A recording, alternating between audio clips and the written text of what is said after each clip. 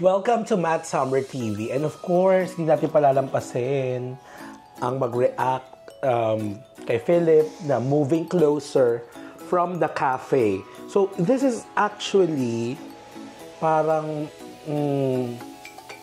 wow, ang sarap naman ng Lucky Me mo. Of course. Ang galing naman, one day, 500K na. Yes. Tindi ha? Tindi. Well, that's Philip. That's my bias and that's my love. Di parang kukunin ka ni Lord Jen. Ayan. Mahanap lang kami ng tamang angle. Okay.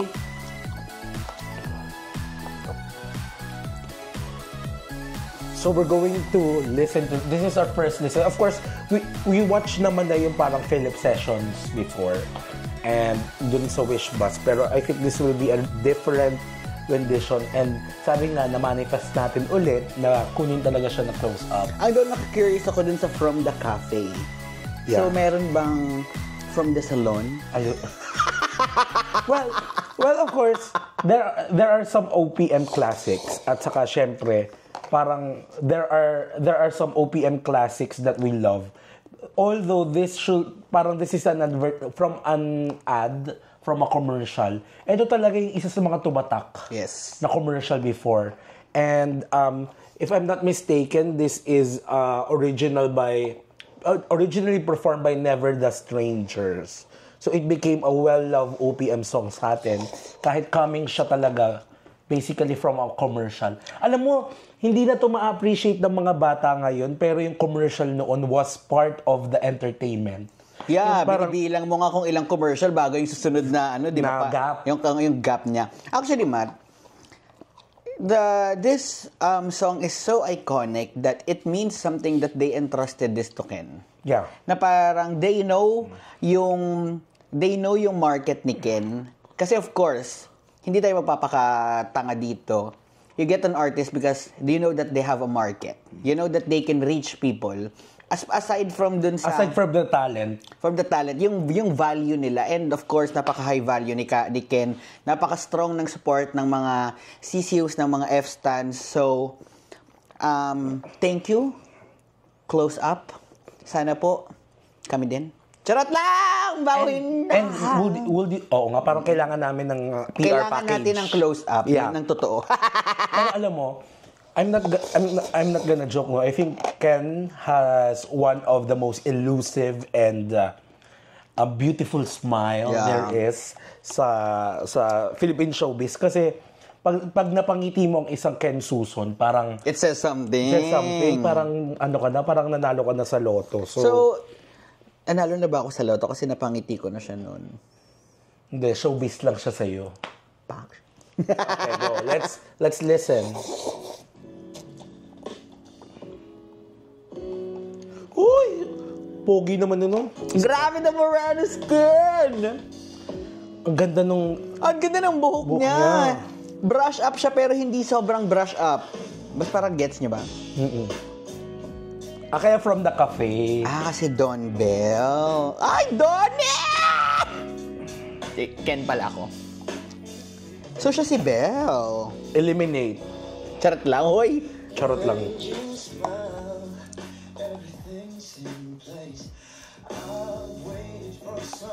Go.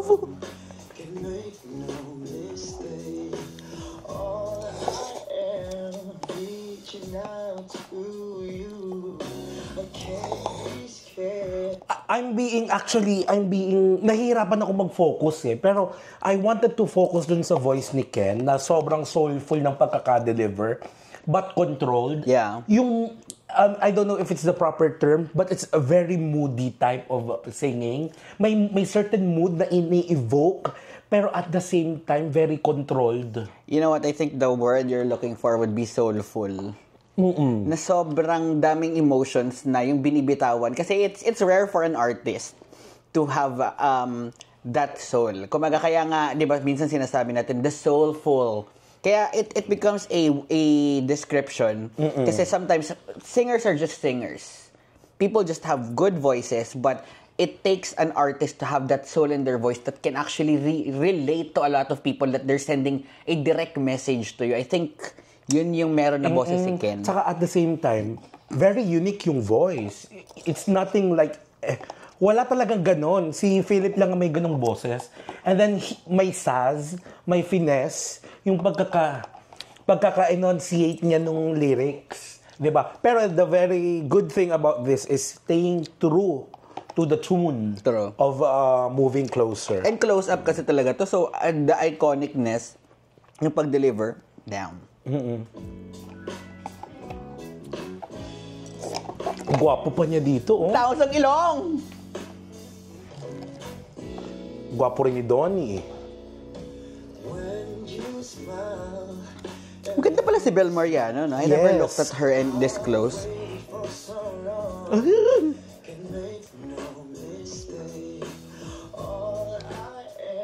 Oh! The rasps! Uy!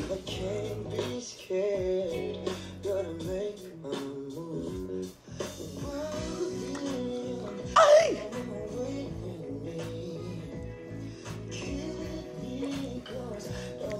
Oh!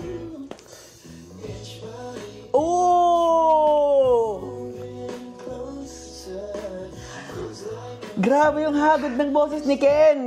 Ang tindi ng mga vocal rasps. Yeah, it's like inch by inch world. Sis, iba yung rasp mo. Sorry naman. Magaspang. Sorry naman. Sorry naman.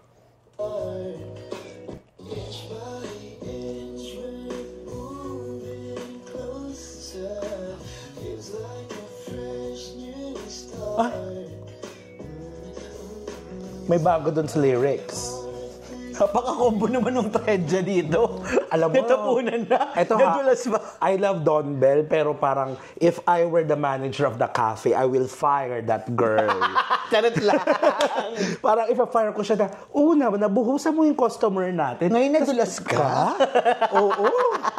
Pero syempre, i-rehire ko ulit yung singer. Yung singer, I think, ay permanent, to stay in. Tapos yung customer, bibigyan ko na maraming coupon to stay. Ay, hindi. Syempre, ang gwapo ng customer. Oo naman, pero I mean, ako, stay in dapat yan. Yung singer. Oo, True. Diba? Tapos may-ari will also stay in. Hoy, ikaw manager, ako owner. Ako ang may-ari, ikaw na una, ikaw ang ano eh. Sige. Ako pala yung nagpa-fire.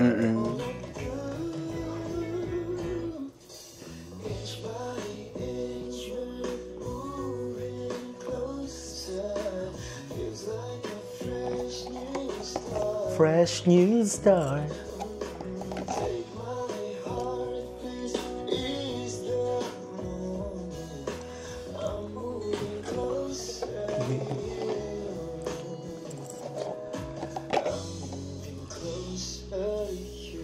Diba, Don Bell Stans, ang ganda ng boses ni Ken? Ito lang ha, I don't know, there is something special talaga sa isang high-budgeted commercials. You can really tell. Kasi, look at the mood of the set. Ang ganda na parang reddish, yung background. It gives you that very intimate feel. And yet, nagsa-stand out ang isang Moreno boy, Philip. Ganda ng lighting. Tapos he blends well with the background. Kudos sa stylist nito, if ever. Kasi, sometimes there's a tendency that the artist can blend into the background. Pero ito, pinanindigan niya, ang tindi.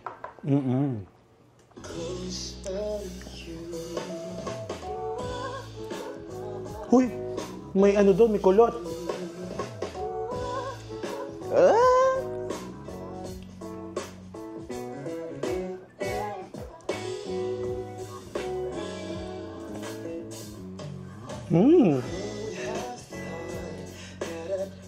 Oy, kailangan mag-toothbrush si Donnie. No need na for me.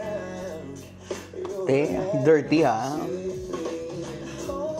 Galing ng magkakagamit. Gusto ko yung product Tapos, placement. alam mo ito pa ha, yung pagtututbrush niya parang it's very casual na, this could perfectly play well in a story na parang, nagtututbrush lang siya, tapos napakaganda ng pagkaka-acting ni Donnie dito, pero he's advertising. Yeah, product placement is talagang very smooth.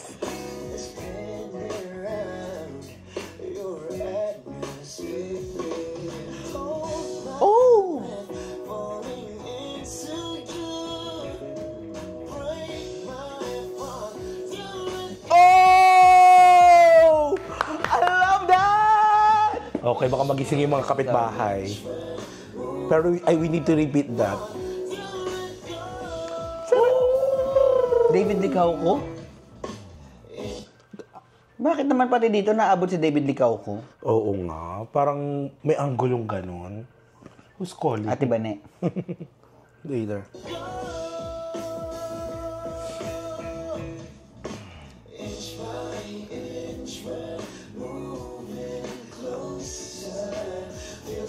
Ate, nakabuhos ka na ng customer, nadulas ka na, tumable ka pa. Truth. Charot lang, Bel. Manika yung mukha ni Bel, oh. Ganda.